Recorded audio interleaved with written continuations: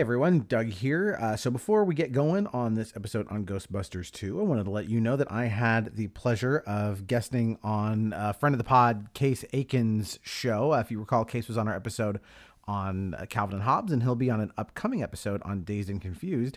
I did an episode actually recorded it a long time ago, on Watchmen for his podcast Men of Steel, which is about all things Superman. So that should be coming out this very week. So keep an eye out for that if you want to hear a guest shot and a really fun discussion on a great topic. So, but now get out your paintbrushes and paint some happy little clouds and maybe a happy little Carpathian despot, and get ready for Ghostbusters 2. Here we go.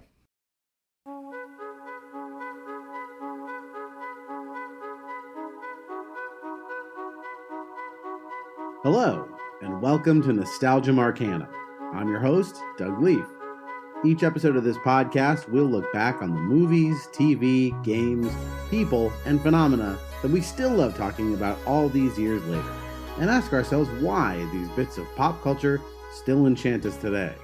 This week, we'll be revisiting...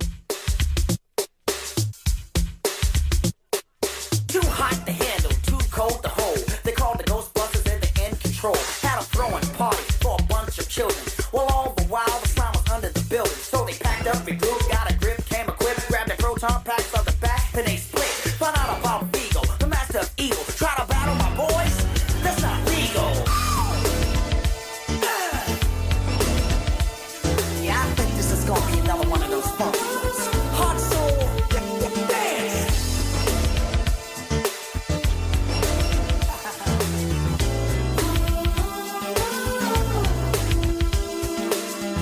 If I was you and you were me, you're gonna be winning. If you want something better, you gotta wanna give your all. 'Cause I believe so much in we, and no, we're not kidding. If you feel the same as me, you gotta wanna take the ball. Gotta find out that nothing is giving. Ghostbusters 2, or as I assume it is known in Latin American countries, Ghostbusters, is one of those sequels that I think is ripe for critical reevaluation. At the time, it was not considered all that great. It was a letdown, blah, blah, blah. But you know what? I rewatched it for this podcast, and I was smiling from ear to ear the entire time. I'm really excited we get to talk about this, and that we are going to be dropping this episode just after the release of Ghostbusters Frozen Empire, the fourth film in this continuity. So it's a good time to revisit the world of the Ghostbusters, and to help me do it, I've got two returning champions. First, from our podcast on Ghostbusters 1. Please welcome back Dylan Gregory. Hi, yeah, thank you very much for having me back. And I totally echo those sentiments about a smile from ear to ear. I recently watched it and had the same feelings. And our other Ghostbuster here to join us for this journey to the paranormal. You recently heard her on our episode on A League of Their Own, which was in fact our last episode. And you're going to hear her on an upcoming episode on another 1989 classic, The Wizard. Welcome back, Tania Newton. Better late than never. I've got too many names, Doug. It's hard. I know. I'll edit it to be the correct name. Because my Zoom shows my attorney name. I know. So guys, I'm really glad we're talking about Ghostbusters 2. I think, Tania, originally you were probably pushing for Ghostbusters 2 before we even did the Ghostbusters 1 podcast. So I want to hear from you first. Tell me about your nostalgic memories of Ghostbusters 2. I mean, frankly, this is the one I remember more. This is the one that always was a lot of fun for us. Honestly, so as you have yet to disclose, Dylan is my cousin. Yes. And we saw this movie together for the first time. I mean, you're my junior by about, 8 years? 7 years? I'm 81. Sure. What are you? 86, so 5 years. 5 years. But your dad is who took us to see this when we were in Los Gatos or something. And that's what I remember, it just being so fantastic. And just, the Statue of Liberty and the slime. And I don't know, I guess being 8 years old, I guess I would have made you 3. Mm-hmm. It was so much fun. Actually, as our faithful listeners know, I'm really big on my IMDb trivia that I contribute along the way. I had no idea that this movie was poorly received. I have just loved this. It's always been one of those things in my childhood that I thought was just fantastic. Until today, when I was looking at that trivia, I was like, oh, I had no idea that the actors didn't really like it, and that nobody, like, critically liked it. And it, although it did make a lot of money from what I read. So it's just one of those things in my heart. Yeah, it was a thing I saw. It made like $215 million, and they were like, ugh, it's a failure. And it's like, no, $215 million, especially in 1989 money, you did fine. But for some reason, because it was less than Ghostbusters 1, and because it wasn't critically as well received, the whole franchise got shelved until 2016 when they did the female reboot. So weirdly kind of just put a big stop on this franchise, even though I don't think that's warranted. As we said, this movie's a lot of fun. Dylan, tell me your nostalgic memories of Ghostbusters 2. Kind of like Tania was saying, I would not be surprised if this was the first theater movie that I was taken to, just because I loved Ghostbusters 1 that much, even at the age of 3.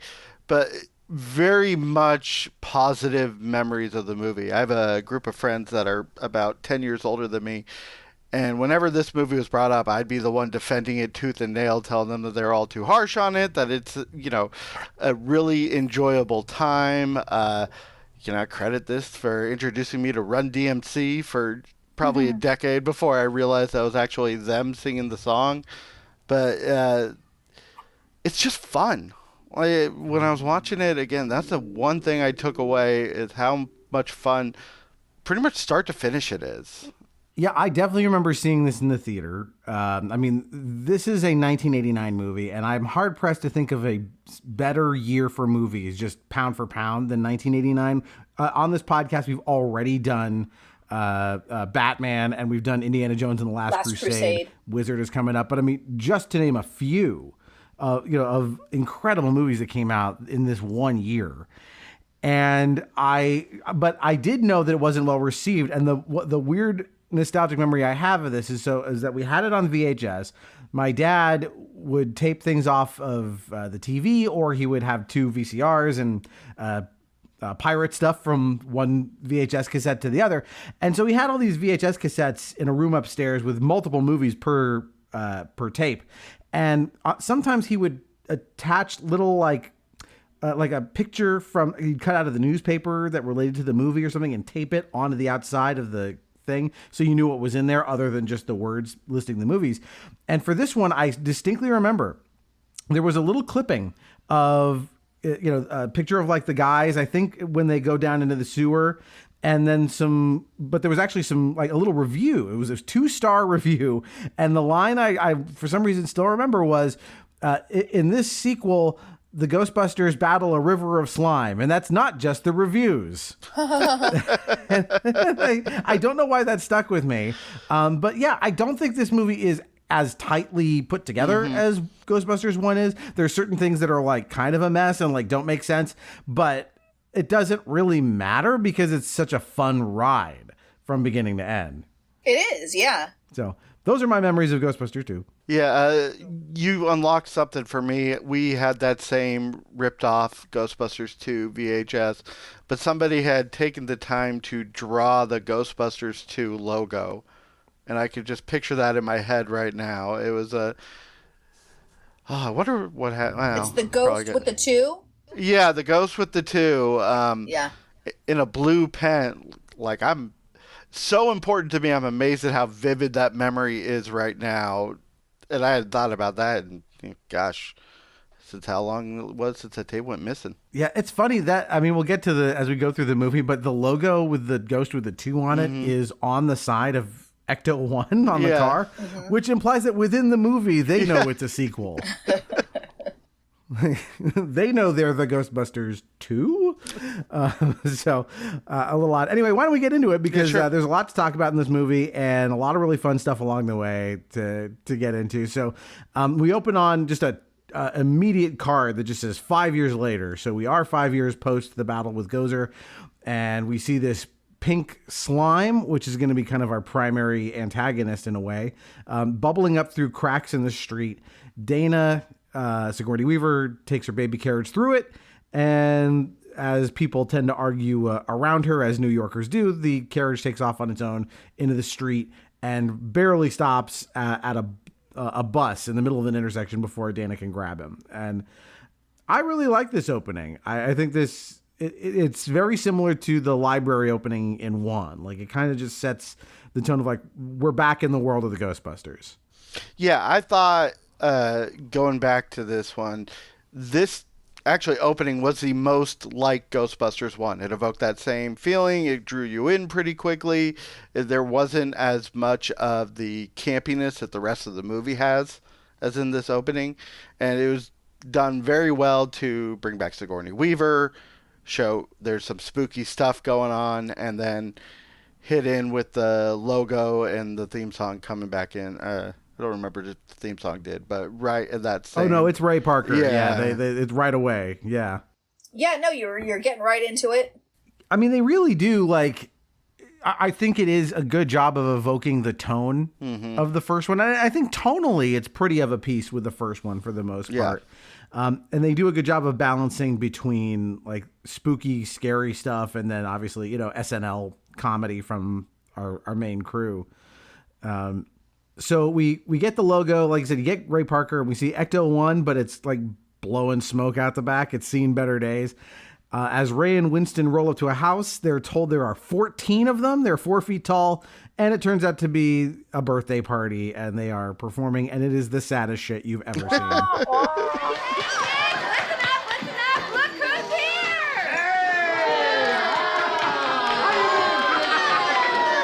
I thought it was gonna be He-Man. Hey, I know. Why don't we all sit down and we'll have fun? Yeah! You know, my dad says you guys are full of crap. Jason. Well, some people have trouble believing in the paranormal. No, he just says you guys are full of crap, and that's why you went out of business. Song.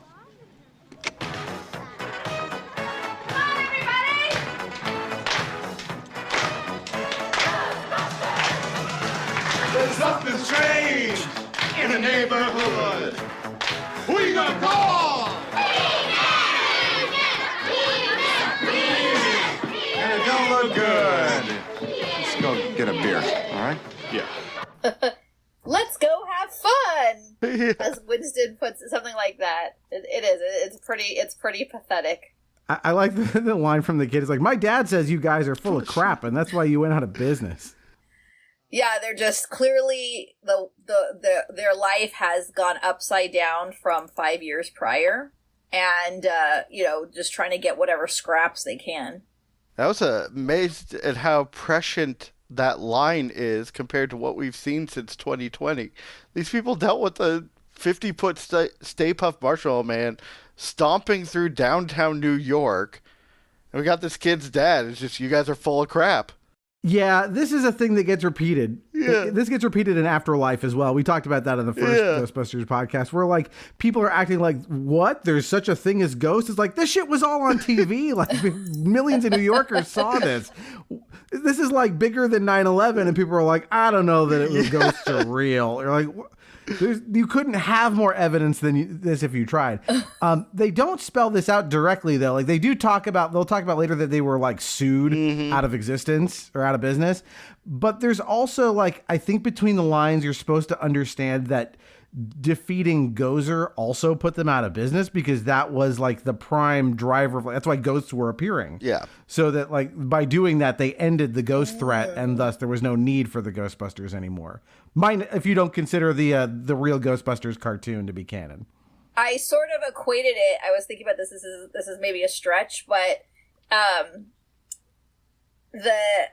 in the Avengers, where you never see what the aftermath of all the destruction until some of the later movies or the TV shows. That's sort of what I had thought. Not so much about. I didn't really think about where they had sort of self-sabotage by stopping the ghost production or whatever, the ghost coming into they closed the portal. But I thought it had a lot more to do with the who was financially responsible for all of the damage.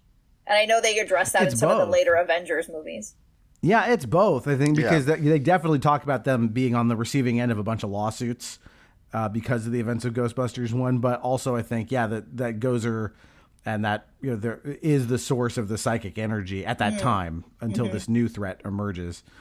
But they don't spell that out entirely. I feel like there was like supplementary material that talked about that, maybe in some of like that Ghostbusters video game that came out in 2013-ish or something. Yeah, the game definitely talked about it. And I also like that it was Ray and Winston who are the ones who are still the Ghostbusters.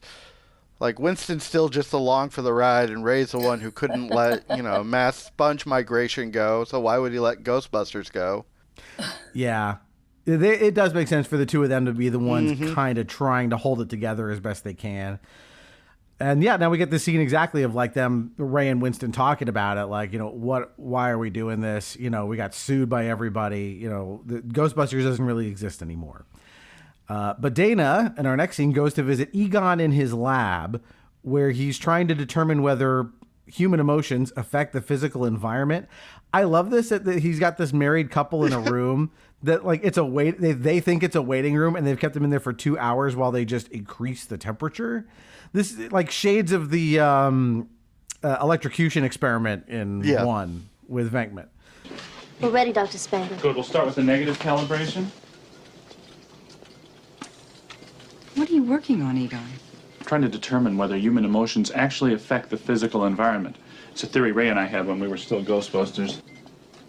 Can they see us? No. They think they're here for marriage counseling. We kept them waiting for 2.5 hours, and I've been gradually increasing the temperature in the room. It's up to 95 degrees at the moment. Now my assistant is asking them if they'd mind waiting another half hour. Oh, good. Very good. Very, very nice. So, Egon, what do you think? Excellent. Just excellent. We'll do the happiness index next. I mean, about the carriage. Well, I'd like to bring Ray in on this, if you don't mind. Sure, whatever you think. But not Venkman. Oh, no. Do you ever see him? Occasionally. How is he these days? Peter? Well, he was borderline for a while. Then he crossed the border. Does he ever mention me? No. The Ghostbusters version of science is very different from most people's version of science. Yeah, they're fringe scientists. It's a lot of fun. This is why we now have ethics when you have to do you have to get ethics permission when you do studies. Even in my honors thesis in college, I had to get like permission from the ethics committee to like do a survey. Let alone torturing these poor people. Yeah, I like that Dana goes to Egon. Like we're sort of led to understand that like Peter's lost it a little bit. Like she doesn't want to go deal with him, and so Egon, being the kindly, sensible one of the group, grading on a curve, he decides to help her out by checking out the carriage, and he says he wants to bring in Ray, which is fine. He's like, yeah, Ray's fine. Peter, no. And then we see that there's a little girl in the puppy room. I love this. This is so cute. Like the kid with all the puppies where they're measuring positive emotions. And that zinger at the end is so great. Let's see what happens when we take away the puppy. So that girl, that girl is Ivan Reitman's daughter. Oh. Is that Catherine Reitman? I don't know, whoever's the daughter. And then the boy that says, you're full of it in the party is his son. Who is Jason Reitman, the director. who then directed, who's the director for the current movie. Wow. Yeah, well, Catherine Reitman is a writer, creator, performer in her own right. She has that show called Working Moms on Netflix. She's the one Amy likes. Lead character and like the lead writer and creative force behind that show. So, so she's had a career unto herself as well. So that's cool. All right, so we move on to World of the Psychic. This is Peter Venkman's bullshit talk show where he has two different psychics on to talk about the end of the world. The first one is saying it'll happen at midnight on New Year's Eve, which turns out is not far off. And then the other person predicts Valentine's Day 2016. Bummer. Elaine, Now, you had another date in mind. According to my source, the end of the world will be on February 14th in the year 2016. Valentine's Day. Bummer. Where'd you get your date, Elaine? I received this information from an alien.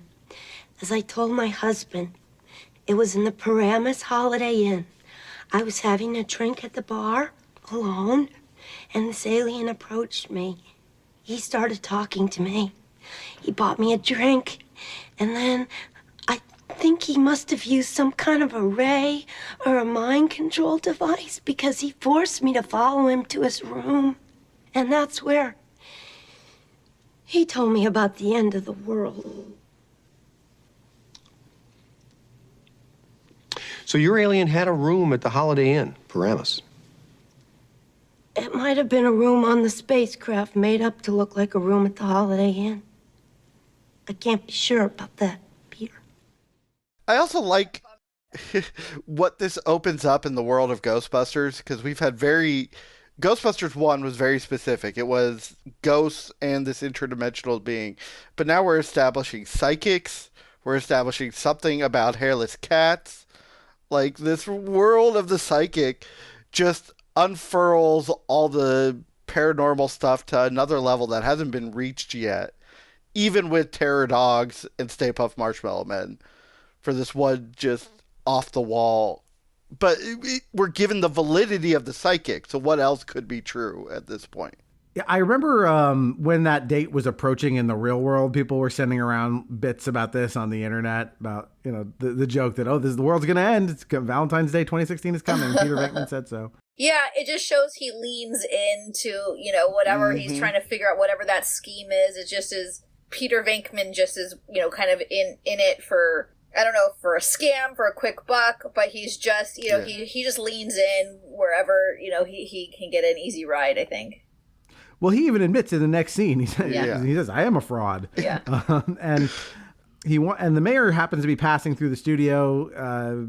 Pete tries to talk to him, but his assistant, Jack, who is played by reliable character actor, usually playing an asshole, Kurt Fuller, he won't let him near the mayor at all. And I love that line from Peter. He says, wait, aren't you supposed to lie to me and kiss my butt? I'm a voter. Yeah. But we quickly move on to this. And one thing I really like about this movie is we're about to get introduced to this Vigo painting, and Janos, played by Peter McNichol, and he's like the best thing in the movie. But one thing that's cool about this is, I think Gozer is in a way a more formidable opponent. It's a god, a world-ending god. But we get to spend a lot more time with Vigo. So I think he's a lot more interesting as an antagonist. Like, he doesn't just show up in the last 4 minutes of the movie. Yeah, Vigo is very sinister throughout the entire movie. It's the possession of Janos, even just a little bit of the forehead tilting forward. Which one? We brought it up with the original, the 84 one. Once again, fantastic special effects for 1989. I think the Statue of Liberty was the only time where you're looking and you're like, well, yeah, I can see that's where the CGI came in. But most of the stuff is used well and effectively and to the point. But as you're saying, way more of a character than Gozer, and they did a good job of keeping the tension building and the fear of what Vigo could do with every step along the way. Well, he had like a reach that was, right. He was ever present, like you said, Doug, with like the possession of Janos.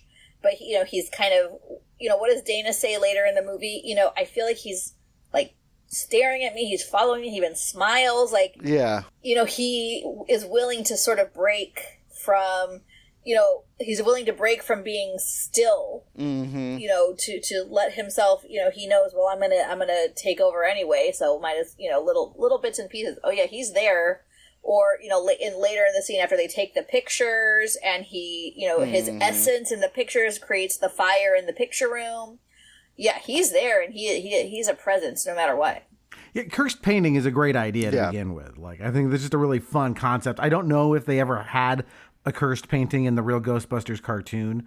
But like it's just a perfect little premise. I mean, sort of pictures of Dorian Gray, kind of plays with this, but he's not doing much yet. At first, this is just our meeting with normal Janos, who's just kind of a creep. He's just really into Dana. All right, yes. Now I want you to put the Rigo in the arch, under the arch there. If everything you're doing is bad, I want you to know this. You be careful there, all right? No one listens to me. Well, Dana, how are you doing? How's this Bonington coming? It's coming along fine. This mixture you gave me is working really well. Yes, well, I make pretty good cocktails, don't I? Yes, you're doing really quite good work there. Thank you. I think it won't be long before you can assist me in the more important restoration. Just a white thing. Well, thank you, Dr. Poha. Janos. Janos. I've enjoyed working here, but now that my baby's a little older, I'm going to try to go back to the orchestra. Oh, I'm sorry to hear that you will not be here. Well, could I say goodbye? You know, maybe bring you to a brunch today. Well, I can't today. I have an appointment. In fact, I better go. I don't understand this. You know, every day I say, well, can you do something? You say, no, I can't do something. You know, what? Do I have a bad breath or something? Of course not. All right. Well, I give you a rain check. This is a little weird. I feel like this is a shortcut to like get Dana into this room, which is like when we met her in the first movie, she's like a cellist or something. And so like, also she's a professional painting restorer, which is a little weird. She does mention something about like, well, I'm just doing this until I go back to the orchestra. So it's a little odd, but yeah, after he tries to hit on her, like Vigo, like kind of the painting kind of goes 3-dimensional for a minute as like his head kind of like juts out of it a little bit and then goes back in. We'll obviously get a lot more of this later. One other funny thing about the Vigo thing, just to mention that that video game from 2013, one of the funnier things in it is that like it canonically takes place after this. So like between missions, you're hanging out at the firehouse and they have the painting like lying against a wall and you can go up and like interact with it. And it just says all kinds of funny shit. You know, it's because like he can't do anything. He's just like stuck in the painting, so he just says funny things. It's a great little like bit in the game. All right, so we go to Ray's Occult Books. I love the set. I love that they brought it back for Afterlife and probably Frozen Empire as well. Like, I think it's a really cool location, and it makes sense for Ray to operate an occult bookstore. It's like so intrinsically Ray. And they're researching when Peter walks in looking for love potions. I love the book he checks out, which is Magical Paths to Fortune and Power. And then, of course, Ray can't keep the secret for more than like 2 seconds before he blabs about Dana he and is the baby. Tortured. Peter grabs him by the ear. Yeah. He does try. He does seem like he's trying to, sort of deflect, but no, Peter's got it. He's definitely focused. And again, the guy who couldn't keep his mind blank when he needed to at the end of Ghostbusters 1, right? Right. He had to think of the Marshmallow Man, so it makes sense. He's not good under pressure. And I will say, it took me entirely too long to realize Penthouse Pet was not an actual, like, high-rise dog. I mean, I did see this one. I was like 3, but there was a solid 15 or so years before I went, wait a second. That's funny. Ray's adult books is in the basement. So we go to Dana at home. The Ghostbusters come in to visit, including Peter. He's there. And we hear that her husband left her for a job in London. And Pete's like, well, you could have married me. And she says, you never asked. You know, you'd have been better off marrying me. You never asked me. And whenever I brought it up, you'd get drowsy and fall asleep. You never got it, Dana. I'm a man. I'm sensitive. I need to feel loved. I need to be desired. It was when you started introducing me as the old ball and chain. That's when I left. Well, I may have a lot of personal problems, but I'm a total professional when it comes to my job. Egon. What? What are we doing? He seems to be fine, Dana. He's very healthy. He's okay. When he does sleep, where do you put him? Right around here, I'll show you. Venkman, would you get a stool specimen, please? Business or personal? And so Peter is instructed to get a stool sample. He asks if it's business or personal, which is sort of a fun nod to like the spores, mold, and fungus stuff from the first movie. But then we see like Pete's really good with Oscar, the baby. Really cute.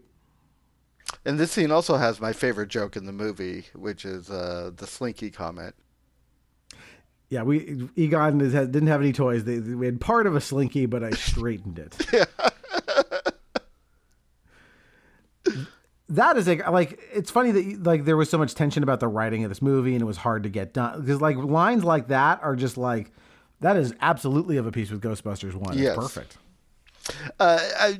The couple things that I took away was kind of that convenience writing that you were talking about with Dana being in the museum, the mayor just happening to walk through the studio to build that relationship a little more with Jack when, you know, that could have, those were the certain things that watching it, I was like, yeah, I can see where people have some complaints, obviously not to the level that it was, but where it works and it fires on all cylinders, it fires on all cylinders. The jokes land, the tension is great, like we were talking about earlier. It's a true blue hero ending, which we will get to, but yeah, there's a couple convenience level things. I mean, there's nitpicks to be had, but none of them add up to anything that, to me, really drags the movie down. No. You know? All right, so they're not getting any readings in the apartment. They ask about doing gynecological tests. Who wouldn't? And they decide to go out to the crosswalk where it happened, and they get enormous readings at the spot in the middle of the street where the baby carriage came to rest. So they decide to start drilling. How you doing? Me? Yeah. Fine. It's cutting fine now. Great. Why are you cutting? Why am I cutting? Yeah. Boss! Who told you to stop cutting? Somebody tell you to stop cutting? What are you guys doing here? You tell him to stop cutting? Yes, I told him to stop cutting. What are you doing? What's it look like we're doing here? Why don't you let us work? We let you work. Hey, take it easy. He's been working overtime. I tell you why we're here. We're here because some diaper bag downtown is being a jerk. I'm making us work on a Friday night. Am I right, Peter? Of course you're right, Raymond. Is he right, Ziggy? Yo! You guys take it easy, all right? Come on. How's it going? What have you been doing? What have I been doing while you're getting coffee for an hour? I've been digging a big hole in the middle of the street. Wow. Looks like you've uncovered an old air shaft. Man, it just goes on and on. This is very intense. We should get a deeper reading. Yeah. We're gonna need a deeper reading. Yeah, somebody has to go down there. Somebody's gotta go down there.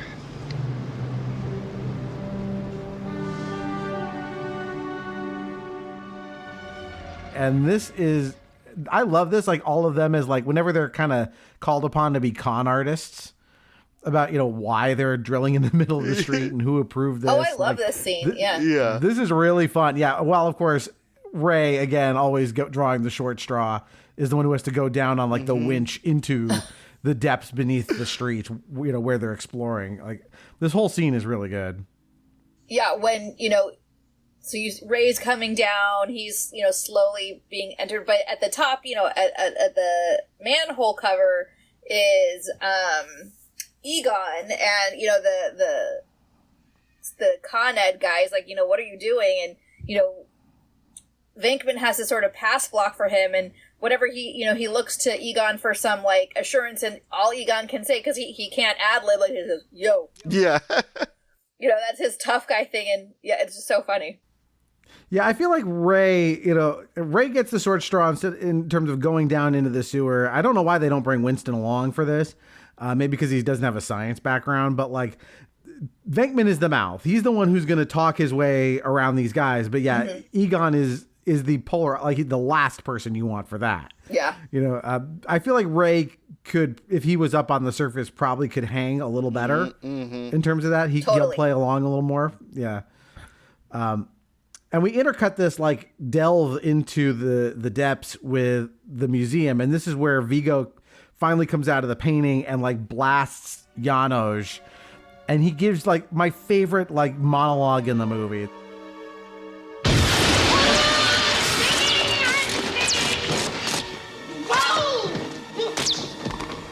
Listen to me.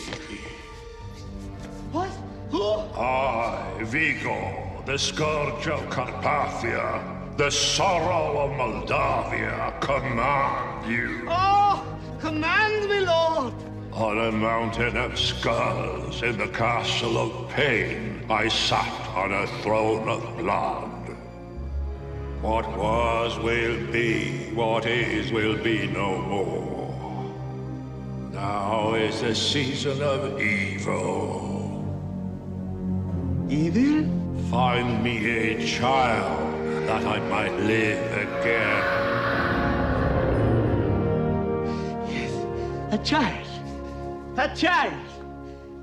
A child?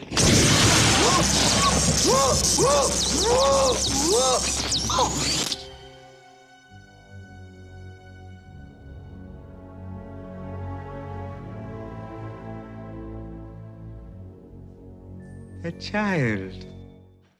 This whole thing about, you know, the castle of pain, I sat on a throne of blood, like fucking brilliant. I just love this performance. And I know it's there's a mismatch here because there's one actor is Vigo's body and another actor is the voice.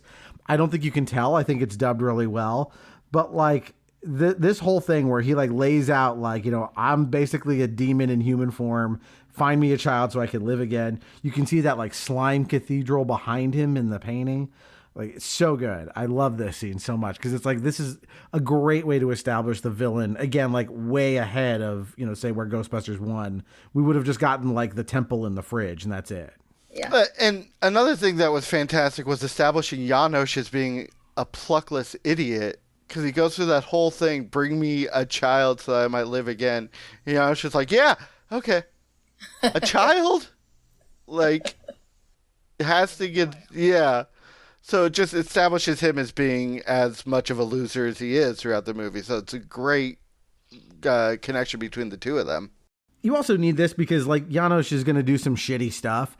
And I think it lets you forgive him when you understand, like he's just in Vigo's thrall. Like he's not voluntarily being this evil. He's just a susceptible guy. And I guess he was, what's his name? McNichol? Yeah. What's his name? Peter McNichol. From Ally McBeal. And his IMDb was like that he spent hours in his trailer creating his accent. And that he was also from Carpathia and creating like a backstory for his whole life.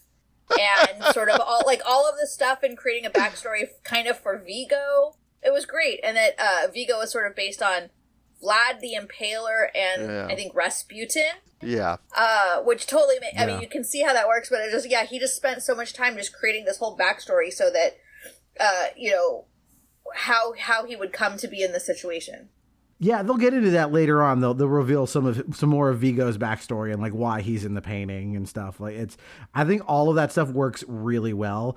We talked about this in the Ghostbusters 1 podcast, but I think some of the funniest stuff in Ghostbusters 1 is the specifics. When they get into like the technical jargon, the historical spiritual jargon, and like you get shades of that here, and with the other stuff again with Vigo's backstory. Like it all feels like of a piece, you know, you'd find him in Tobin's Spirit Guide or whatever, you know, it works. So we cut back from this back down to our excavation, and Ray is now in this, like, it looks like an old subway station sort of, but now there's a river of, subway tunnel. He says it's the pneumatic transit system, he says, and there's a river of this glowing pink slime, unlike the green slime from the first movie. And Ray gets a sample. This is a good effect for 1989 of like the slime like kind of reaching out for Ray, he begs them to yank him out of the hole, which they do, but his foot kind of kicks a pipe which shuts down power to half of Manhattan. That was such a fantastic boon for filmmakers everywhere when Manhattan went out of power. I think just about everything that was filmed remotely around 1989 had a scene where all of New York went out of power.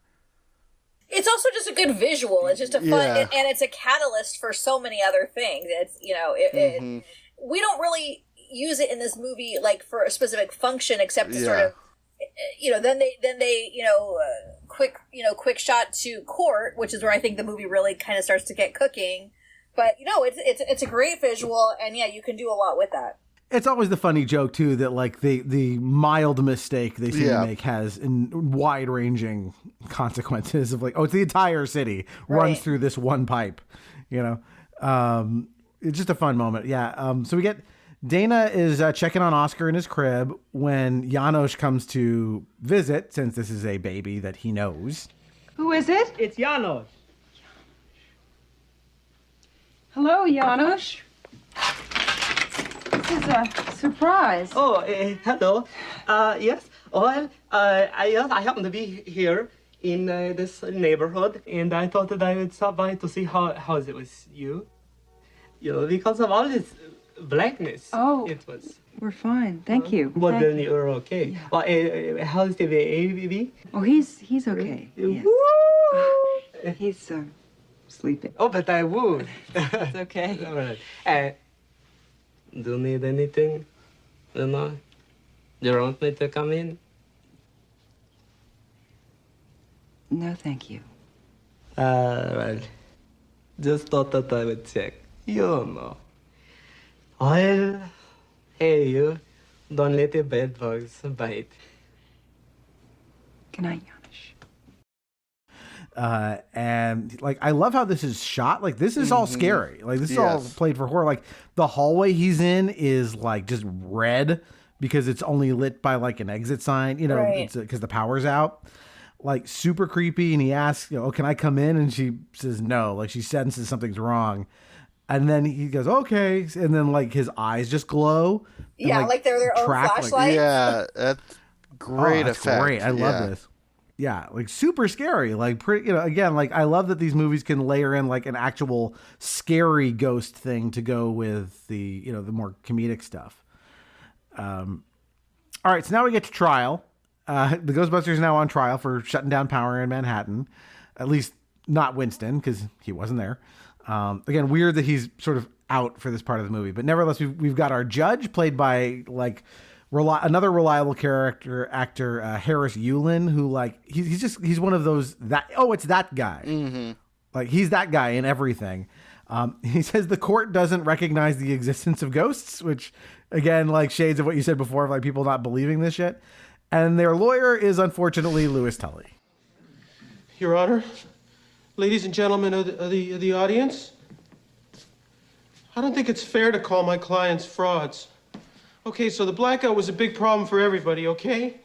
I was stuck in an elevator for 2 hours and I had to make the whole time. But I don't blame them, because one time I turned into a dog and they helped me. Thank you.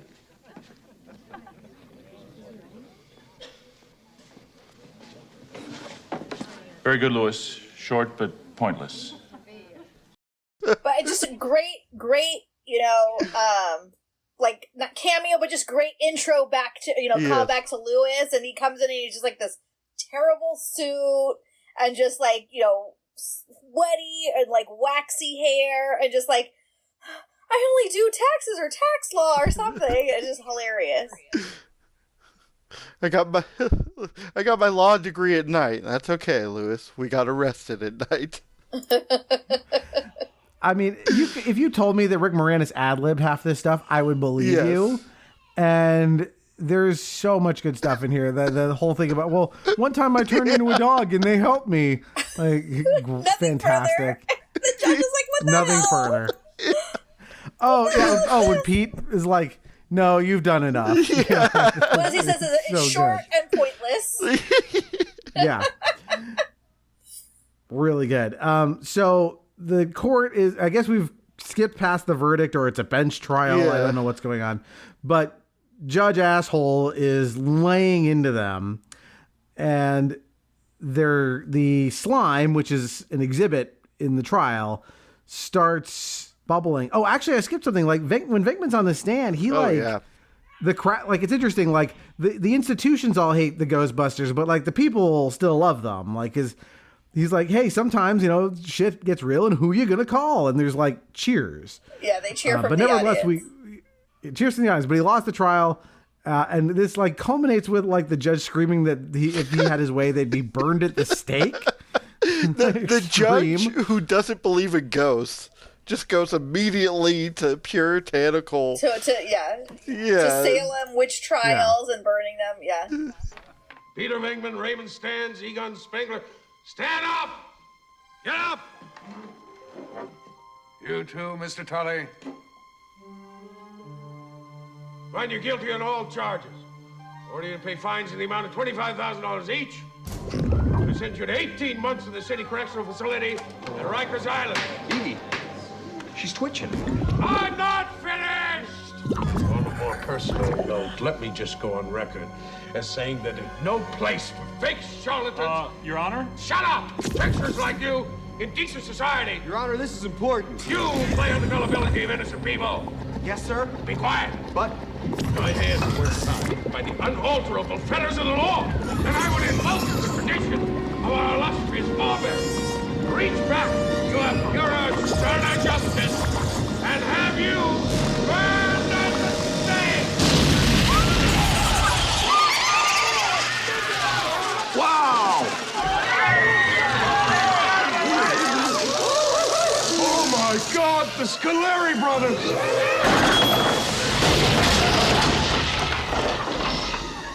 Scoleri brothers! Friends of yours? I tried them for murder! Gave them the chair! You gotta do something! Why don't you just tell them you don't believe in ghosts?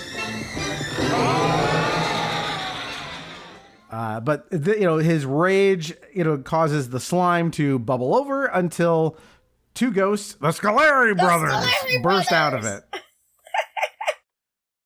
This is our first true ghost, and we're actually we're a half an hour into the movie before we have like classic Ghostbusters ghosts, which is kind of amazing. Mm-hmm. I unfortunately our friend Dan Oster couldn't make it for this episode, but I just want to, if he was here, we would both point out the number of times he and I have said to each other, the Scoleri brothers. It's absurd that we keep quoting that to each other all the time.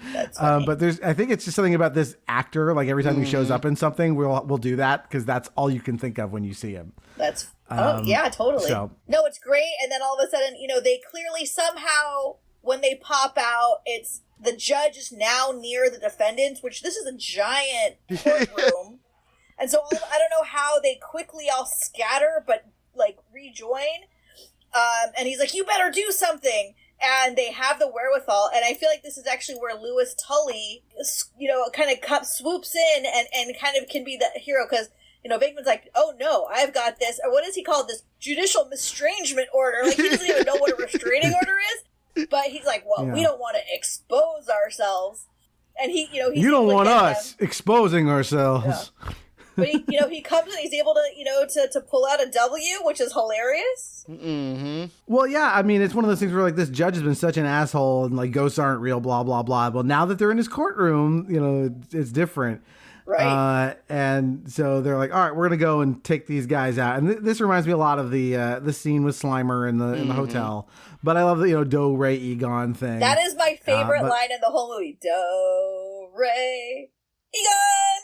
Yeah, he never makes jokes. It's great. And well, I don't think he means to make a joke. I've always believed that he was oblivious, and when he heard him say Ray, he just assumed he was supposed to say his name. I never thought he was supposed to go Do, Re, Mi. Although I guess me is Egon. I never thought about that. I thought it was just he was oblivious. Either way, it's cute. Mm-hmm. Yeah, and the smile is fantastic afterwards. And I really like the transition into the physical chairs popping from the ghosts. I thought that was a great way. Effect. Yeah. Yeah, well, they disappear, right? Yeah. For a second, the ghosts, like, they don't know where they went. And then, like, the chairs in the courtroom start just, like, flying around. And that's like the scary thing. That's like a poltergeist or whatever, where all of a sudden, this is getting to be real again. And, it's great. But, of course, they get the proton packs on. They lasso the ghosts, put them in the trap, and two in the box, ready to go. We be fast and they be slow. We're the best. I love it when they're talking trash the whole time to the, while they're like, Venkman is just talking trash to the fat guy. Yeah. That, the fat goes and he's like, come here, and he's saying all these. I watch everything on with subtitles, and just the funny thing, he's like, "Come here, you fish eater," just saying all these different things, and it was so. I was like, "What are these insults?" I mean, he was having a great time. Just he is wrestling with that ghost, who, by the way, the ghosts are modeled after the Blues Brothers. Oh, yeah, I can see that. I thought that was fun. Yeah. Yeah. But, just how Venkman, and again, I think in a similar scene when he's doing the pictures of Vigo, like where he's just riffing, and he's just great at it. I mean, Bill Murray's just a genius. Yeah. And so we get Janine saying we're back, and now we've got this montage of like, okay, we're back at it. We're taking down ghosts. We're doing what we used to do. We've got the glitzier Ecto-1, which I kind of like the original design, but it's kind of fun to see it all decked out with all these lights on it and stuff. We have this awful commercial with Janine and Lewis, which the shades of the "We're Ready to Believe You" commercial in the first one, but I like this one. This is really, it's equally as hokey, which is fun. Ah! What is it, honey? It's that darn ghost again. He just won't leave us alone. I guess we're just going to have to move. No, wait! Don't worry. We're not moving. He is. Who are you going to call? Ghostbusters! With our special half-price service plan. What? Hold on. Half price? Have we all gone mad? I guess so, Pete, because that's not all. Tell them, Egon. Oh, you mean the Ghostbusters hot beverage thermal mug and free balloons for the kids? We get a cameo from Slimer, who's just hanging out in the firehouse. And now we go to our experimenting with the slime, because Ray and Egon are at it, and they yell at it for a while, and Bill Murray just dubs it mood slime. And I love that they say, well, what about positive emotions instead of negative emotions? And there's like, oh, you have been sleeping with it, have you? Which we learned that maybe Egon might have. Yeah. He is a scientist. That's where we'll go to. Scientist. Sorry, Dylan. Scientist. So they put some slime in the toaster, and this choice of song could not be any better. Like, what is the most joyful song you could think of? And it's Your Love Keeps Lifting Me Higher and Higher by Jackie Wilson. And the toaster just starts dancing around, kind of jumping, actually. And it's really cute. Again, more cute stuff. But I like this mood slime. I mean, that is kind of the theme of the movie, right? Of just like, New York is so stereotypical for being, hey, I'm walking here. And like now that's manifest. Yeah. So, all right. So we go back to the museum. And Pete gets recognized by the security guard, and Bassmasters. He goes into Bassmasters. So he goes in to pay a visit to Dana, and kind of gets his first look at Vigo.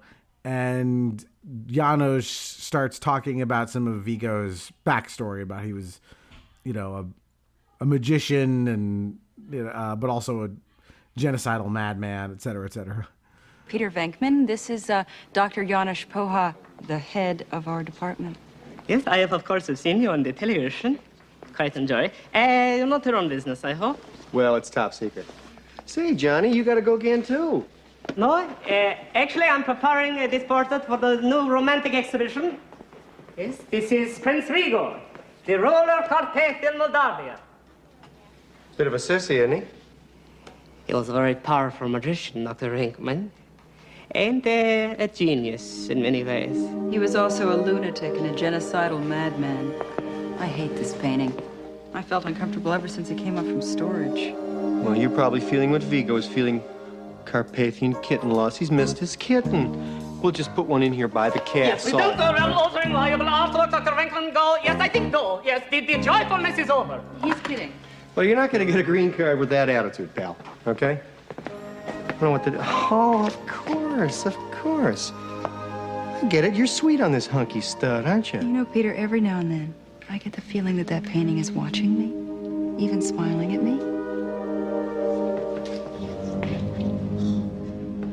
Yeah, and this is where you mentioned before, Tania, that Dana talks about she gets this feeling that the painting is like watching her and smiling at her and stuff.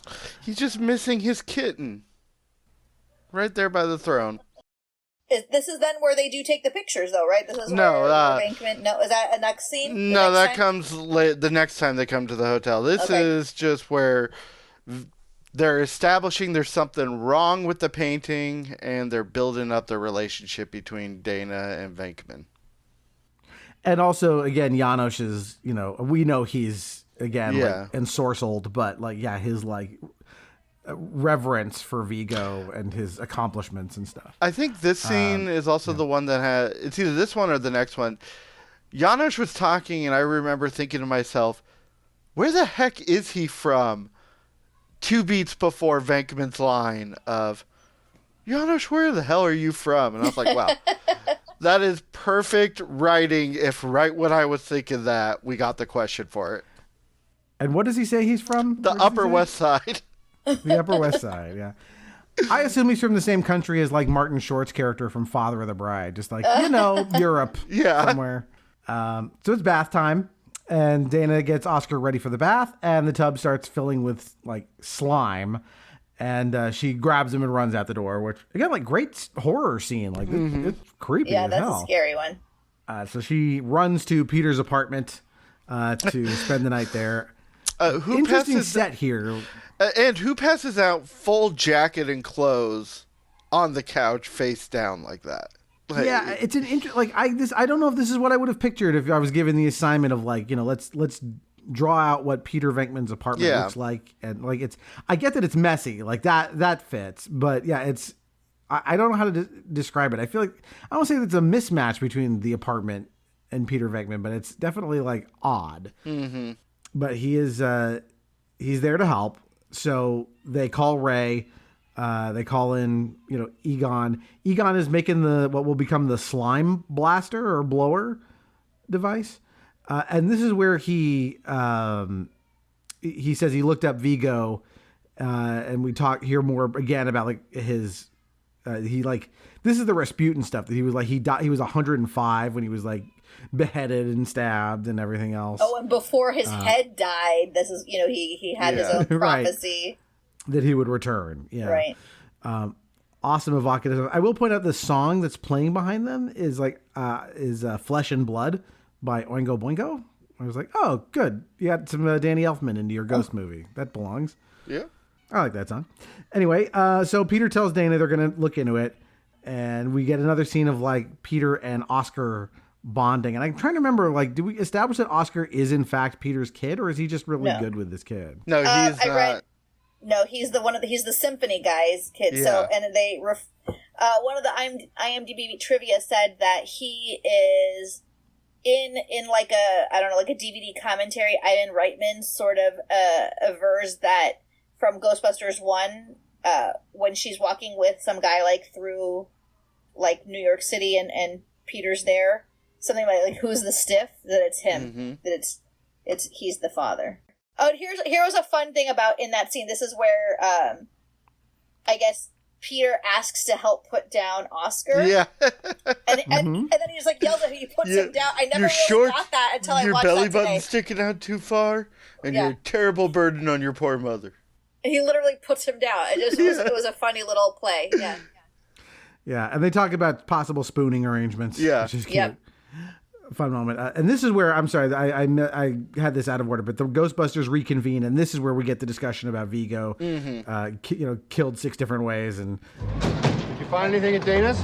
Nothing but some mood slime residue around the bathtub. But I did get something on that Vigo character you mentioned. Found it in Leon Zundinger's Magicians, Martyrs, and Madmen. Dig that. Yeah, Vigo the Carpathian, born 1505, died 1610. 105 years old. He hung in there, didn't he? Didn't die of old age either. He was poisoned, stabbed, shot, hung, stretched, disemboweled, drawn, and quartered. Ouch. I guess it wasn't too popular at the end. No, not exactly a man of the people. Also known as Vigo the Cruel, Vigo the Torturer, Vigo the Despised, and Vigo the Unholy. Wasn't he also Vigo the Butch? And dig this, there was a prophecy just before his head died. His last words were, "Death is but a door, time is but a window, I'll be back." The line, before his head died, "Death is but a door, time is but a window, I'll be back." I'll be back. Which is great. Him and the Terminator. Yeah, so this is when they decide to go down and check out the painting, and Janos tries to stop them, and they're taking all the photographs of it. And Egon notes that the room is like extremely hot with, on the PKE meter. So there's ghosts or spiritual energy all over the place in this room. But for a minute, Ray is transfixed. Yeah, he gets ensorcelled. Gaze. Slightly, though. Well, he's clearly got his hooks into him a bit. Like, he's clearly, open. He's susceptible to that. I mean, he's also just very open to that world. That's part of his, he's a believer. So he's just, he's got part of that third eye, if that's what you want to call it, open and can see into it. But that's where I was saying, Venkman really gets into the photo shoot. Yeah. And when he says at the end, he's like, I've worked with better, but not many, or something. It's just Yes. great. He's having this moment with the portrait. I'm amused by that. Yeah, it's interesting, this thing with Ray being, sort of transfixed by it. Because, he doesn't become Janos. He's not an acolyte for the rest, a liability for the rest of the movie. It kind of comes only back at the very, very end. So we got to Pete's apartment. He's upset that she cleaned. And he tells her, unfortunately, all they did was find a little of the slime at her apartment, but that's it. But he asks her out, and he says, Janine will help babysit Oscar. And so a plan is made for a date. So Janine is closing up at the firehouse, and Lewis asks her out, and she says, why don't you come babysit with me? Which is, again, I like the relationship between these two is interesting. It's weird that they sort of dial that back a little bit for Afterlife and go, oh, no. It was Egon who really had the thing for Janine all along. I was also surprised in Afterlife that Oscar did not show up in any capacity. Maybe he does in the new one, but. Well, there was a conversation maybe 2 years right after Frozen Empire got greenlit, where they said this would be to Ghostbusters 2 as Afterlife was to Ghostbusters 1. I'm hoping that carries through with some of this stuff that wasn't touched on again. Yeah, I know they also talked about the philosophy behind Frozen Empire would be to make it a little more like a live action version of the cartoon, which if they hit that mark, I'm happy. So we go into this dark room where they're developing the photographs they took of Vigo. And I think this is really cool that you can see the river of slime in the background behind Vigo in the photograph. Well, what you can see, there's clearly a progression of, I don't know if they X-rayed into the picture, because there's the regular Vigo, and then there's a scarier, almost skeletal, they've taken off layers of the top layers or something. It's very if you see, there's a couple of different pictures and it's a progression, because you can't see. I've looked a million times. I don't feel like when you look at the Vigo picture in the museum, because it's the river of slime is, I think it's kind of located in the neck. I'm pointing towards my neck. But you can only see it in the second and third sort of iteration of those pictures. You can't see it in the first picture, the sort of just the more basic picture. There's a weird, I don't know, there's a weird progression. And so there's something about I don't know what they're doing, if they're doing an X-ray. I don't know what they're doing, but there's clearly something where you see it, because you can't see it just at first blush. Well, and that's one of the great things about the way Ghostbusters 1 and 2 were written. There's so much science that, I mean, I don't know if they didn't explain it because they couldn't explain it and it is movie science, but the world that's created, you just accept, oh, they were doing something. They were bringing out the shadiness of that because, they're Ghostbusters. They're, of course, going to be the ones who are going to do that. And I like the juxtaposition of the very mundane conversation during this increasingly paranormal and spooky scene. I mean, they're talking about food and just shooting each other down because it's not the very specific thing, as these river of slime painting or pictures come out and then catch fire and what it. And not only that, the door locks. Yeah. These are the small tiny things that are happening that are, the evil is creeping in. It's great. It's super creepy. Yeah, and as you said, all of a sudden, as they see this, everything bursts into flame, which, in an old photographic darkroom, now that we're in digital days, we don't deal with that so much, but that stuff is flammable as fuck. And fortunately, they call for Winston, who is in the next room over, and he's able to bust down the door and get them out of there. So Peter comes out and the team rolls up, and basically he's going to go on his date with Dana and pass on the opportunity to go back underground and revisit the River of Slime. So they do. They're walking through these old train tunnels, and it's echoing. And I like that they start having these like visions of like heads on spikes. Super scary.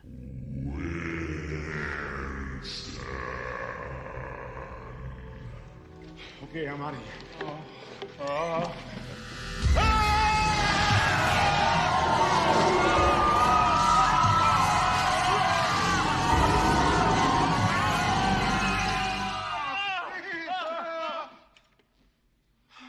Hey, God.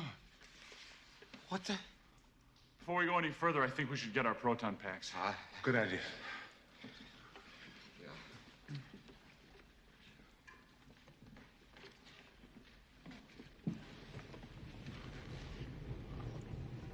What's that? What's what? Sounds like a train. These lines have been abandoned for 50 years.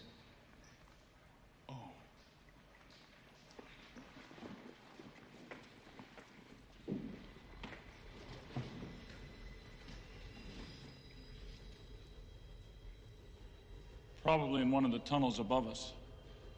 I don't know. Sounds awfully close to me.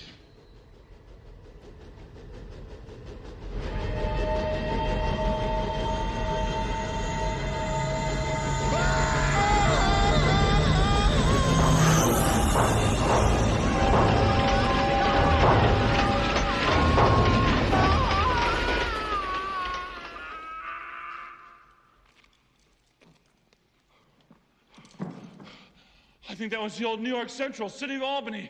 Derailed in 1920, killed hundreds of people. Did you catch the number on the locomotive? Sorry, I missed it. The train. I think at one point one of them says, "Let's go back for our proton packs," and it's like, why wouldn't you bring those? And just like when keep going. Sorry, John. The whole train scene with Winston Yes. and Ray coming back in. That was the old level pneumatic transit line crash or whatever. Did you get the number? Did you on see it? the number? I missed it, and he's just like completely windblown. Yeah. It's so funny.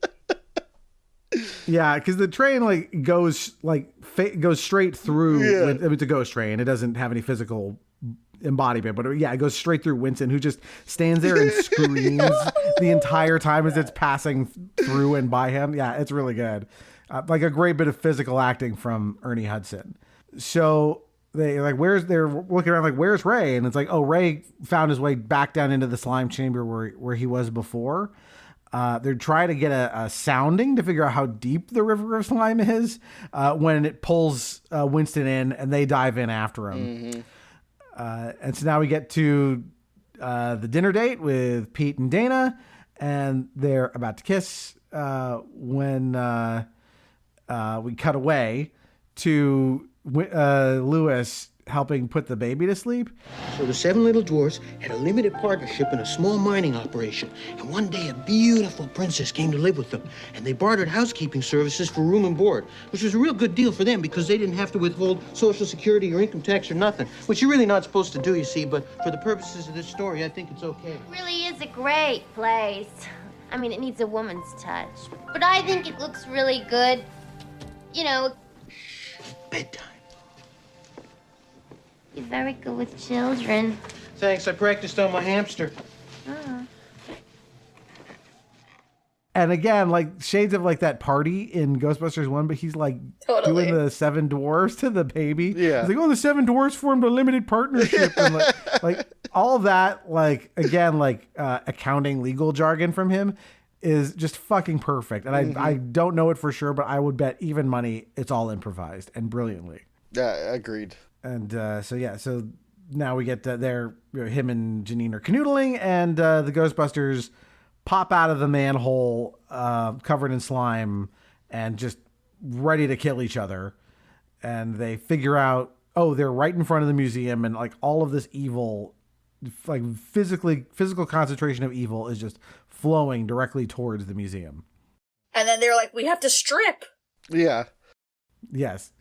I like that they don't they could have dragged this out more of like them fighting and being mean to each other, you know, but they immediately figure it out and rip off their clothes.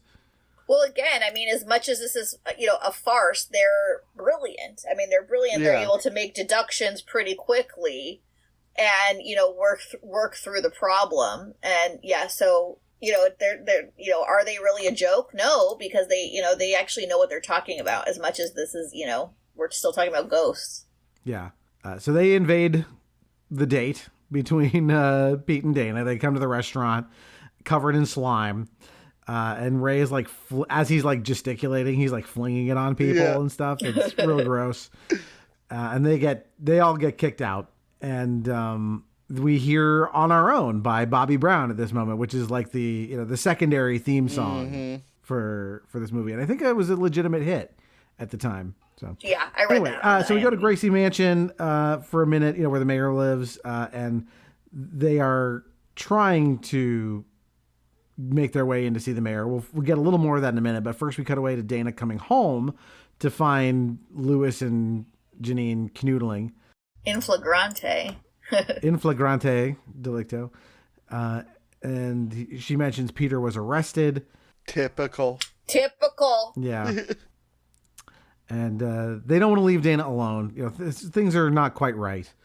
So they're going to stay and hang out with her for a while they work on this. So now we go to the slumber party, quote unquote, at the mayor's mansion.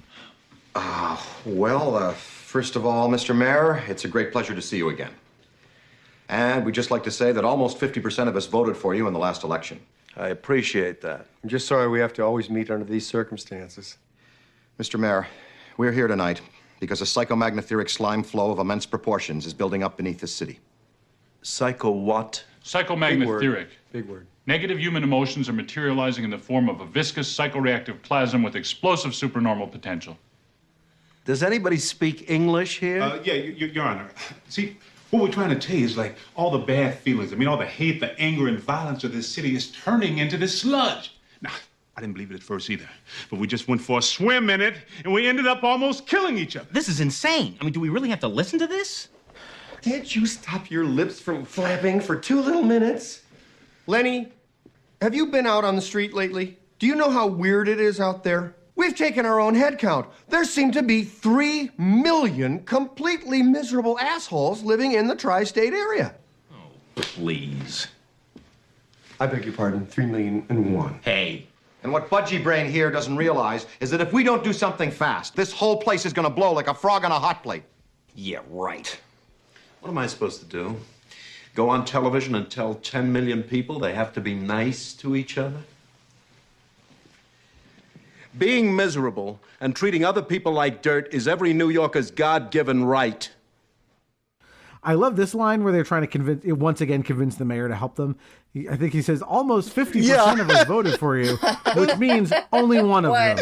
I was going to bring that up as well. It's just, and said in such a congratulatory way. Mr. Mayor, just want to let you know, the last election, almost 50% of us voted for you. It's ridiculous. So they try to explain to the mayor what's going on, that this, you know, there's slime everywhere. It's, you know, going to be, you know, awful, just like the first movie. You know, it's, you know, he's like, what should I do? Just tell people to go out there and be nice? Being miserable is a New Yorker's God-given right. And Kurt Fuller, without the mayor's knowledge, has them thrown into a psych ward, which I guess you can just do. In 1989 movie land, New York, yes, you can. Yes. And the doctor in there is Bill Murray's brother. Yes. Yeah, it's Brian Doyle Murray. Yeah. He shows up in a bunch of Bill Murray movies. Like he's in Groundhog Day. He's the guy who's like holding Punxsutawney Phil, the mayor or whatever. Yeah, but yeah, had a great career in his own right, even apart from his brother. But yeah, he's been in a million things. He's a very funny guy. So Janosch is back at the museum. He's awaiting the word of Vigo. There's a bajillion candles around, which I'm going to take a long time to buy all those candles and set them up. I'd be worried about the painting catching fire. But anyway, he's told, you know, bring me the child. And he asks if he can have the woman. And I love Vigo's just like, on this day of darkness, she will be wife to you and mother to me. Gross. So gross. And then he spins just like Bill Murray in the first movie. When you're in love, you spin. That's what you do. I await the word of Vigo. I, Vigo, the scourge of Carpathia. No, you've told me this. The scourge. The sorrow of Moldavia. Sorrows. I've heard all of this. Yes. Command you. Command me, Lord. The season of evil begins with the birth of the new year. Good. Bring me the child that I might live again. Yes. Lord Vigo, I was wondering, this woman Dana is fine and strong. Now, if I was to bring that baby, could I have that woman? So be it. On this day of darkness, she will be ours. Wife to you and mother to me. Yes! Thank you, Lord. Thank you. Super creepy though. This whole there's some like weird Oedipal shit going on. Can you imagine like, oh yeah, this is my son, the Carpathian despot. You know. Well, yeah. Just thinking about we'll get there, but the wonderful argument he makes for her about. Sure, you can we can have the best apartment or whatever. Yeah. Free parking. Yeah. So yet another scary moment. So we go back to Dana's apartment. They're just watching a movie. The window opens on its own and Oscar is gone. Dana looks out the window and Oscar is standing on the edge and she tries to go out after him, but ghost nanny Janos appears and takes him away. It is I don't know what to make of this. This is like this weird, like he turns into a ghost and takes the baby. Like it's odd. It is definitely the biggest out of nowhere fear spike. Watching this as a kid, none of the other stuff really got me except for Ghost Janos. There's just something about all that is. It's like Large Marge. Like that's how it's like. It's a jump scare like Large Marge. It's super scary. Yeah, I wasn't even sure. I remember the first few times I saw this, like, oh, is it supposed to be Janos or is it just a different ghost that works for you? It's Janos. Yeah. It is him once you see it, especially in like, you know, if you watch it in like high def or 4K now. But like his face is a little harder to read just because it's ghostly and the eyes are glowing and stuff. But yeah, it is him. And it's not clear how he has the ability to do this, but it doesn't matter because it is, as you said, pretty fucking scary. All right. So he takes the baby and I'm sorry. Brian Doyle Murray is, he's not the mayor's assistant. He's the doctor, as you said. And so they're trying to explain to him what's going on. Peter just goes, they're all nuts. I don't know these people. They're all crazy. Yeah. We get a quick shot of the river of slime deepening as things are getting worse. And Dana goes to the museum to confront Janos. And like, as she closes the door, like slime drips everywhere and it's going to start forming like a protective barrier around the museum. Like a giant shell. Yeah, this giant shell. And Dana sees Oscar on this like altar in front of the painting. And Janos, this is where he starts to explain, he's been chosen to be the vessel for Vigo. You'll be the mother of the ruler of the world. Doesn't that sound nice? Yeah, definitely. It's not Blue Boy there, which you can go see the Gainsborough's Blue Boy. It's at the Huntington here in was it Pasadena, wherever it is? Yep, Pasadena. Yeah. Cute call out to that, but yeah, then she's just tossed back behind a barrier for quite a while. I had a hard time tracking the passage of time here because I don't think this all takes place in one night because it's not New Year's Eve yet. Yeah, so she's back there like for a while. I was doing the same tracking because I was wondering the scene where they were staying with Dana. There was no mention of waiting till at least midnight, so I don't think that's New Year's Eve, but got to be no more than 2 or 3 days. Yeah, because I think there's at least one more scene in between this and the climax where there's daylight, or something. So I think there's at least one day. Yeah, the Get Me the Ghostbusters scene. Yeah, so it's at least 24 hours that she's trapped the in the museum. convergence of all the ghosts, and that's And that's this whenever guy, all the ghosts yeah. start coming. The Titanic shows up. Better late than never. That's where we're at now. Yeah, exactly. Right. Ghosts are everywhere. There's like, all these like fur calls coat. coming in. Yeah, the fur coat that turns. Oh, yeah. the fur coat's scary as fuck. Yeah, that's like that pops out like minks or whatever they are. And that and well, that's when the mayor is like, he comes to the office. Yeah. He's like, I had a 2-hour conversation with LaGuardia. Fiorello LaGuardia, like who's been dead for a long time. Mm-hmm. Because they were in the Gracie, so he's like, yeah, there's a fucking problem here if I'm talking to the a ghost mayor. I love the thing with the Titanic arriving. That was really clever. And Cheech, better late than never, as you said. Is that Cheech Marin? It is, who said yeah. that? I thought so. Well, better late than never. And this was just 3 or 4 years after the wreck of the Titanic was actually found on the bottom of the ocean. So, like, there was a lot of, like, Titanic fever in the late 80s. Not as much as you would have in, say, 1997 when the movie came along.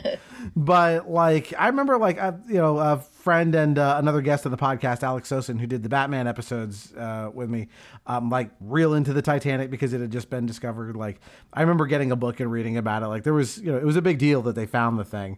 So it was just fun to see it show up in the movie. Like, it was a clever idea. There were two different trivias. Sorry, Doug. There were two different trivias that mentioned something about that Pier 54 was its intended destination, and then there was another trivia that said it was actually the intended which is where it, where it arrived, and then the second one that said it was at Pier 59, and then the Carpathia brought like stuff to 50. I don't know. It was kind of confusing with that. Look, it's IMDb Also, trivia. It's the not Carpathia. 100%. Yeah. Yeah, that was the ship that rescued everybody, was the Carpathia. Right. So, little connection there. All right, so we go to the mayor's team, including Ben Stein in a cameo there. They're all freaked out. They got to call the Ghostbusters. And so they go, Kurt Fuller is asked, where are they? And he says, oh, I had them committed. And he's like, oh, well, you're fired. Yeah. That's fucking crazy. So, yes, they're suiting up. We hear On Our Own again. And there's always room for Jell-O. And so, all right, so we go from there to Janos trying to convince Dana about the many perks of being the mother of a living god, which is what you mentioned before, Dylan. Yeah. It's just, I'm amazed at how well that they can create two just amazing losers in Lewis and Janos, and you feel completely different ways around them each time. Like, Janos, you're just shaking your head at everything he's saying, being like, this is the guy who's going to help bring about the end of the world. And Lewis is just, you're rooting for him every single time. He makes a bet. You're like, but don't worry, he'll come around and save the day. That's funny. A little bit of foreshadowing there in the future, but... So our team steps up with the proton packs. They blast the shit out of this barrier, and it does nothing. And so they say they need positive energy to crack the shell. They need mobilized optimism, and they need a symbol that people can actually rally behind in the city of New York. And they spy Lady Liberty, out there across the water. Something Visa. Yeah. I love that line. Actually, no, they don't see her across the water. They see her on a license plate. It's Bankman's something pure, something good, something Visa. I didn't hear him say that. Oh, that's funny. Yeah. Yep. So we cut to them on Liberty Island, and they ask if she's naked under that toga. He says, well, of course, she's French. Kind of makes you wonder, doesn't it? Wonder what? Whether she's naked under that toga. She's French. You know that. Got it. Ready with the speakers, Ray? Slime blower's ready? Okay, internal audio set. Internal electric set. Slime blower, prime and set. Oh, good slime, good slime. Winston, is our slime in a good mood tonight? I hope so. She's a lot bigger than a toaster. All yours, Beckman. Let's go. Thank you. Testing, 1, 2, testing. Hey, how many of you people here tonight are a national monument? Would you raise your hand, please? Hey. Oh, hello, miss. That's Frosted. It's slime time.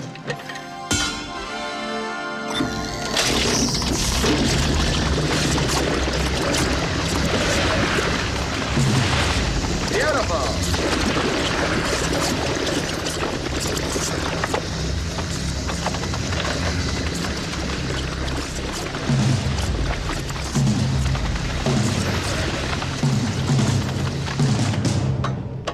Pilot controls are ready.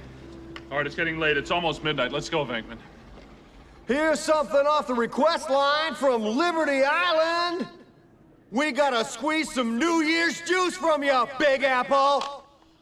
You know your love keep on lifting me.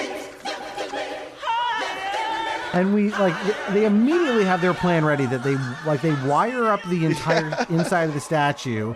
They've got speakers, they blow slime everywhere, and they've got the NES Advantage controller, which, if you've never seen this thing, Tania, this is the second episode we've recorded consecutively talking about weird NES controllers. But to go with our Wizard episode, which will come out in a month and a half or so. But the NES Advantage, if you've never seen it, is this big gray rectangle. Like, picture like the regular NES controller is like, it's like a small, like a size of a pack of cards almost. It's a little longer than that. This thing is like home plate. And it's got a joystick and these two big fat red A and B buttons, and it had you could turn on some turbo stuff with it. But it wasn't a terrible controller, but it is it's a very odd thing for them to just have as their way of controlling Lady Liberty. But it works. Yep, it works. They blast the song. It's a good thing that Lady Liberty walks across the water and doesn't just spring around like the toaster did and smash them all to pieces on the inside. They don't know this is gonna work. But yes, I like that the torch burst into flame for real. That's really cool. And that was such a great, that made it just so fun because you didn't know, you're in this moment of what's happening? Is it working? You kind of would see a little bit of sparks. They were just doing their best. They were just hoping. I mean, this was really just trying to shoot the moon, and all of a sudden, pow! And it's just you are in it now. I mean, just the excitement of her coming to life. And here was another trivia, was that I guess it was, I don't know, they were going to do some kind of a puppet or something, but the actor that was the Statue of Liberty also was the Ghost marathon runner, and was also the skinny Scoleri brother. Oh, good for him. Cool. Yeah. Yeah, I mean, it's a great moment, and again, buoyed by a version of Higher and Higher, which is you can't hear that song and not just feel happy. It's a perfect song for this. So we get Lewis suiting up. He says, "I was born to wear this stuff." Is he wearing Egon's? I believe it's Egon's one he's wearing. Yeah. Which is just a fantastic joke for Harold Ramis to Rick Moranis. Yeah, the tallest one. Yeah. Yeah, he could have picked. I guess Ray is probably the shortest of the or at least the closest, but not by much. Yeah. So we see there's a motorcade that's escorting the Statue of Liberty to the museum. Lewis hops a bus with Slimer to get there, and now we get into the possession where Vigo is trying to project himself onto the baby, and then Janos grabs the baby because he hears the commotion. No.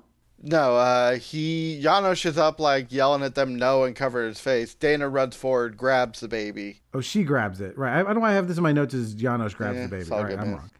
But so she grabs the baby. They drop the hammer. Vigo disappears out of the painting. But also it's a giant parade, in Manhattan. They have the police cars and she accidentally squashes one. They have this great, it really is, that's the crowds, swelling, that's what they start along. to hear. Yeah. Yeah, they're all singing. And you said, Lady Liberty smashes the torch against the top of this dome and busts a hole in it, and the Ghostbusters rappel down. And as you said, he's out of the painting. They have their positively charged slime, which they hose the shit out of Janos with. That takes him off the board. And they're not sure what's going on, but all of these tubes sort of grab Dana, which is creepy, and then Peter grabs Oscar and the tubes out of the lamps, and so Peter hides Oscar, and now we get this sort of confrontation where Vigo's sort of phasing into reality. He's out of the painting, but I don't know how to describe the way this is photographed. It's sort of jittery in a way. Where he's kind of transparent and and leaving trails. He's trying to go from a vapor into a solid. Yeah. I mean, it's a physics problem. Well done to make you believe this creature is becoming tangible. Yes, and they try to blast him with the proton packs. They have 2 and 2. Like 2 of them have the proton packs, 2 of them have the slime blowers. The proton pack stuff does nothing. He just shakes it off. And he kind of blasts them, and now none of them can move. They're all paralyzed. And Vigo just takes Oscar. That was really stupid. Ray, can you move? No. Are you okay? No. Bankman, how are you? I'm fine.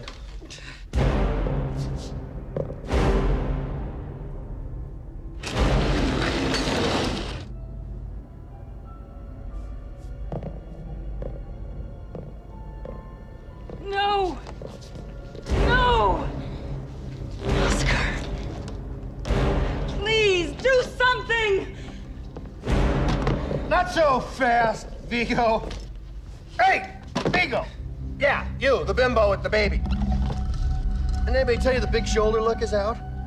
You know, I have met some dumb blondes in my life, but you take the taco, pal. Only a Carpathian would come back to life now and choose New York. Tasty pick, bonehead. If you had brain 1 in that huge melon on top of your neck, you would be living the sweet life out in Southern California's beautiful San Fernando Valley.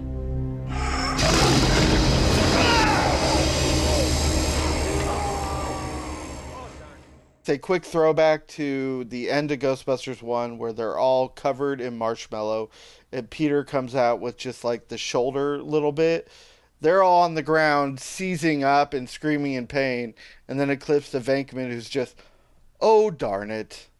Oh darn it. Like, just not as nearly incapacitated as the rest of them. Whatever moxie he like blasts them and he's like, how big when he's like, okay, what does he say? Yeah. I'm okay. I don't know. He says, you're right. He like downplays it. Yeah. So Peter starts doing the only thing he can do, which is running his mouth. Mm-hmm. And Vigo breathes like more evil magic at them. And is this where he's like evil, like even more evil Vigo? Like he's like monstrous looking. He's not like as human looking as he was before. But then Auld Lang Syne is being sung by the crowd. And their positive energy starts to hurt him. Yeah, he's like, it like physically hurts him. Yeah. Like he, you know. Yeah. He's like the Grinch. They're practically singing. Yeah. So yeah, the singing hurts him. The Ghostbusters bust loose and he's back in the painting looking like extra evil. And this is where he starts bewitching Ray. Ray turns around looking all fucked up. So they slime him. Like a pig, like an evil ghost pig. Yeah. So they slime him. They proton pack the painting. Vigo is sucked in and everything explodes. And Lewis can't believe his luck because at this exact moment, he's firing the proton pack at the barrier, which collapses, leading him to feel very, very strong and powerful and cool. And he's definitely getting laid that night by Jimmy. Oh, yeah. And probably more with the amount of people that were cheering him on. That's true. Yeah. No one actually sees what's going on inside the museum. But Ray gets up. He feels groovy. I love you guys. I love all you guys. Wait. Okay. And I love Venkman. Let's go. Wow. We gotta live with this? Real friendship.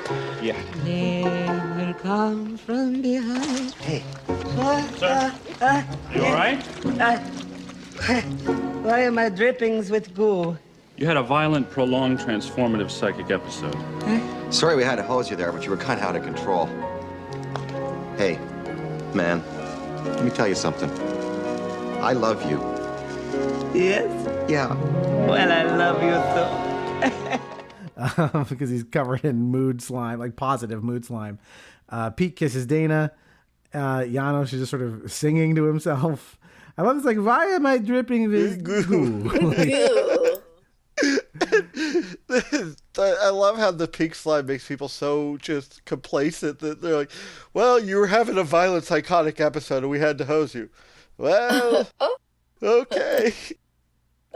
Yeah, and we're okay with Janos now because he's free of the spell. But like him and Ray just like kind of bonding as like. What is it? I love you. Yeah. They say I love you to each other. I love you, man.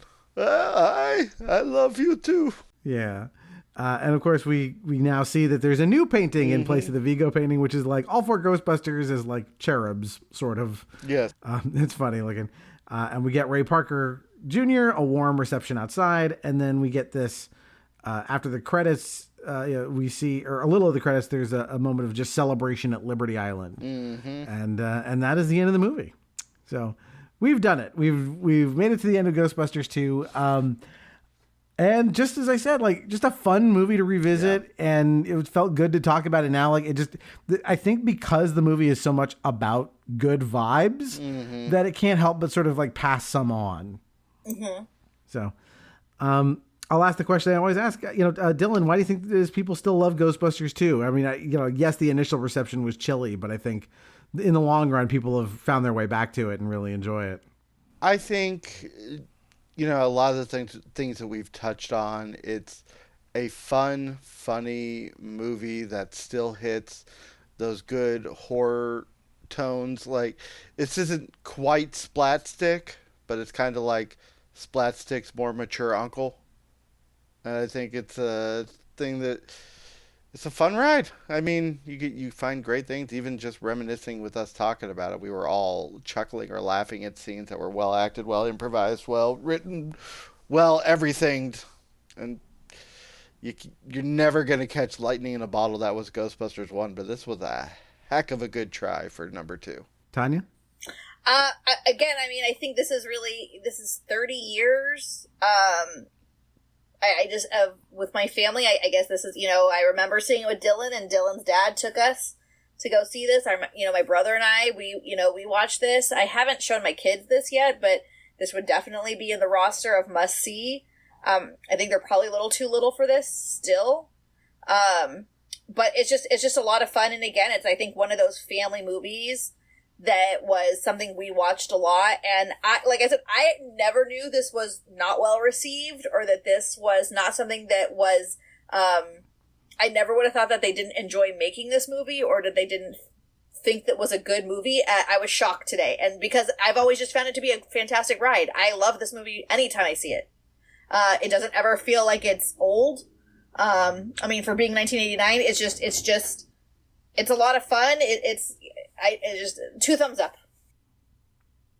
Yeah, there's something just like you get these particular comedians in anything together, and you're going to get something electric and funny. You've got someone like Rick Moranis, who is unbelievably talented.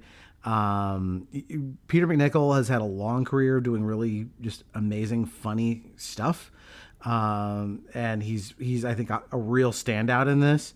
And then of course you have these SNL vets, Harold Ramis, like you put them all on screen together and they will make funny happen. Like I can't think of any movies with these guys where, like, even the worst movies with these actors, like these actors do amazing, funny work.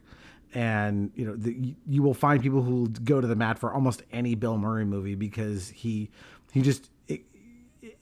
immediately just makes funny happen around him. Like out of nothing. Like he's got that talent, and it almost feels like an extension of their SNL days to watch this stuff, with the added bonus of all the like Halloween spookiness and fun from the first one. And so, like, I think, for me, I'd be happy if all the Ghostbusters I had was this, the first one, and the cartoon, which I think is pretty fun. And hopefully we'll get to do an episode on that eventually. I think the real Ghostbusters is pretty great. And Afterlife ain't bad. And I'm really looking forward to seeing Frozen Empire. Hopefully I'll get to it this weekend or maybe next. But, it's just, I feel like, I'm glad the universe kind of converged to bring the Ghostbusters back, because it's kind of hard to imagine a world without them. Like, as an IP goes, like, there's so much you can do with this. You can do almost anything with it, and it's going to be fun. We also got a little feedback, which I wanted to read here before we sign off. First, we got a comment from Betsy Ray Allen, who's a friend of the pod. She's been on a couple episodes before, Matchbox 20 and Buffy the Vampire Slayer. She wrote, "This is the first movie I remember seeing in the theater. My babysitter took me without asking my mom, I believe. LOL, I loved it. So that's a second person who saw this movie real early in childhood. So interesting parents taking them to the theater to see this. Sarah Sandifer writes, fave memory when what Venkman tells Oscar after asking Dana if he can, quote, put him down, end quote, and which I also used to tell my infant son all the time. That is, again, you're short, your belly button sticks out too far, and you're a terrible burden on your mother. So apparently common bedtime advice. So, and finally, Emily Ash writes in, I haven't seen the second one in a while, but, quote, wow, that is one ugly dude, end quote.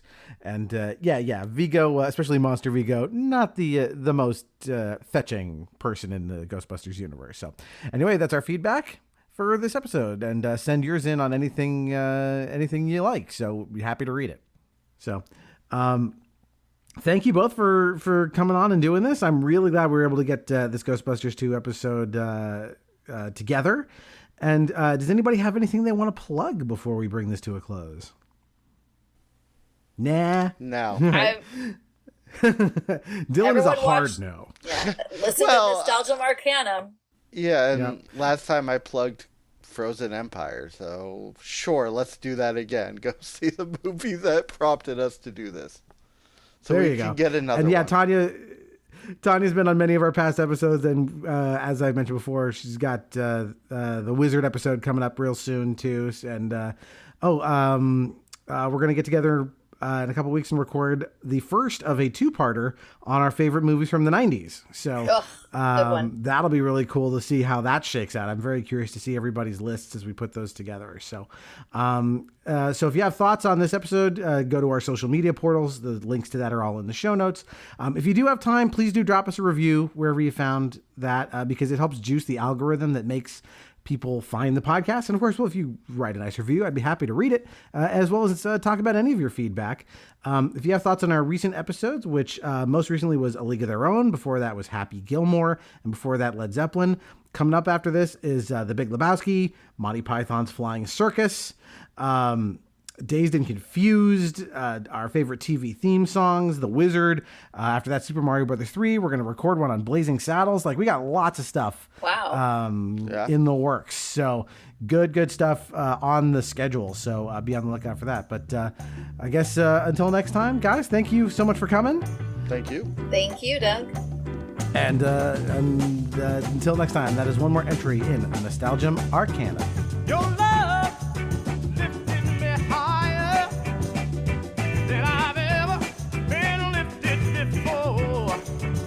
So keep it up, quench my desire, and I'll be at your side forevermore. You know your love keeps on lifting higher, higher and higher.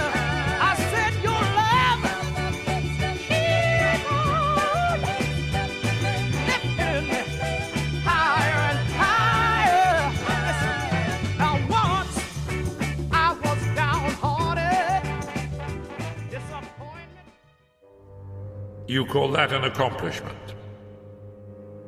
My dreams are blood-soaked dark things, filled with furious vengeance. I loathe you from the darkest spume of my craven boiling bowels.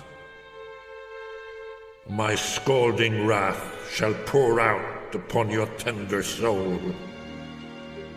You win this round, Ghostbuster. Vigo the Carpathian will taste the blood of men again. I see the evil of the times to come. 3 more faraway wars will come, and they will tarnish even the undisputed glory of the first 3. Psst, over here. In the grand scheme, you all must realize these diversions mean nothing.